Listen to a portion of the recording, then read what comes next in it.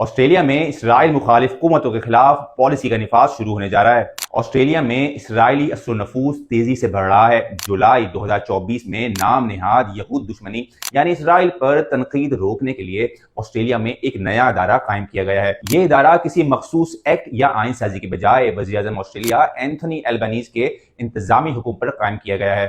اس ادارے کا نام آسٹریلیاز special envoy to combat anti Semitism یعنی ASECA ہے، یعنی یہ یہود دشمنی کا مقابلہ کرنے والا حکومتی ادارہ ہے۔ اس کی سربراہی اسرائیلی گروپس کی سفارشات پر صہیونی کارکن اور اسرائیل کی کھلم کھلا حمایت کرنے والی معروف وکیل اور نیو ساؤتھ ویلز یونیورسٹی کی ڈپٹی چانسلر جیلین سیگل کر رہی ہیں۔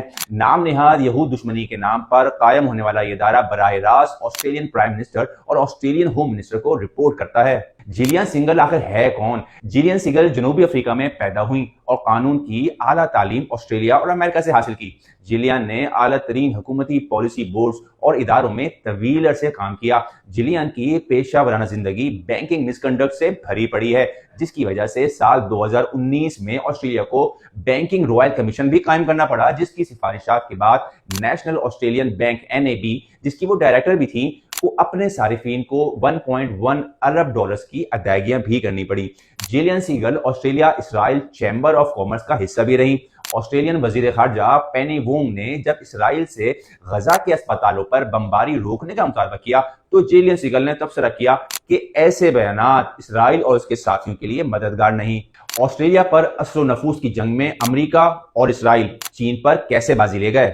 آسٹریلیا امریکہ اور چین کے درمیان ایک سینڈوچ ملک کے طور پر بھی سمجھا جاتا ہے، لیکن غزہ میں مسلسل نسل کشی کی وجہ سے مذہب اور رنگ و نسل سے بالاتر ہو کر عام آسٹریلینز نے اسرائیل کے مظالم اور آسٹریلین گورنمنٹ کی مجرمانہ خاموشی پر سراپا احتجاج رہے۔ امریکہ میں غزہ کے لیے یونیورسٹی طلباء نے مسلسل احتجاجی مظاہرے منعقد کیے، جس کے بعد ڈونلڈ ٹرمپ نے احتجاج میں حصہ لینے والی یونیورسٹیز کی فنڈنگ معطل کی اور غزہ مظاہروں میں شامل غیر ملکی طلباء کے ویزا کینسل کرنے کی پالیسی بنائی۔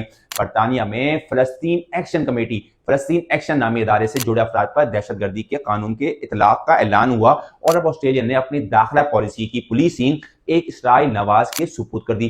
گویا مغربی دنیا کی انسان دوست اور انصاف پسندی کا بھانڈا ان کی سیکیورٹی اور خارجہ پالیسی کے ہاتھوں پھٹ گیا۔ ظاہر ہے آسٹریلیا میں special envoy to combat Islamophobia یا مسلم فوبیا تو قائم نہیں کیا جا سکتا، جبکہ اس کا وعدہ آسٹریلین پرائم منسٹر البنیز کئی بار کر چکے ہیں۔ اس وزارت Australia special envoy to combat antisemitism میں جیلین سیگل کے علاوہ کوئی ممتاز نام سرے سے شامل ہی نہیں۔ جیلین کے ماتحت ان گنت معاونین ہیں جنہوں نے پالیسی ڈاکومنٹ بناتے وقت دوسرے مذاہب، طبقہ فکر اور نظریات سے تعلق رکھنے والوں کی آراء لینے کی زحمت بھی گوارا نہیں کی اور آسٹریلیا کی اندرونی پالیسی سازی اور حکومتی اسٹرکچر کو اسرائیل کا تابع بنا دیا۔ آسٹریلیاز special envoy to combat anti Semitism کا نام نہاد یہود دشمنی ختم کرنے کا منصوبہ آخر ہے کیا؟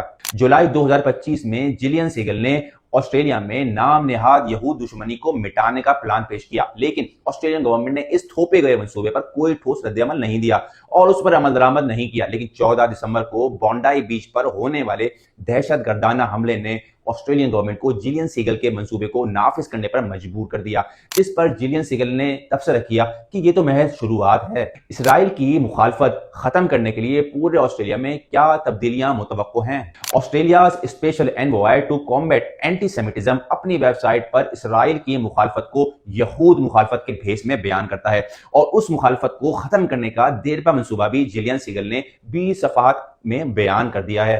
یہ پلان وفاقی اور صوبائی حکومتوں، اسکول سے لے کر یونیورسٹی تک کے تعلیمی اداروں، نت نئی قانون سازیوں، یونیورسٹی کے نصاب اور ان کی فنڈنگ، حکومتی اداروں، ڈیجیٹل ورلڈ، قومی ٹیلی ویژن، ویزا اور شہریت جیسے وسیع میدان کو اسرائیل کے لیے ہموار کرنے کی دستاویز ہے۔ یہ پلان اس بنیادی حکم سے شروع ہوتا ہے کہ آسٹریلیا اور اس کے تمام اداروں میں یہود دشمنی کی واضح تعریف، یعنی وہ ڈیفینیشن جو انٹرنیشنل ہولوکاسٹ ریمبرنگ الائنس کی وضع کردہ تعریف ہے کہ آسٹریلیا میں تفصیلات قبول عام کروائی جائیں۔ اس پلان کے مطابق یہود دشمنی کا مطلب یہودیوں کو ایک مخصوص نظریے سے دیکھنا، یہودیوں سے نفرت کرنا یا ان کو جسمانی اور غیر جسمانی طور پر ان کو نقصان پہنچانا، ان کے خلاف بیانیہ قائم کرنا، ان کی املاک یا ان کے اداروں کو نقصان پہنچانا شامل ہیں۔ عالمی صہیونی اس تعریف کی تفصیل میں مزید لکھتے ہیں کہ یہودیت سے نفرت کا اظہار کے معنی میں مملکت اسرائیل بھی شامل ہے، کیونکہ اسرائیل یہودیوں کی اجتماعی تصویر ہے۔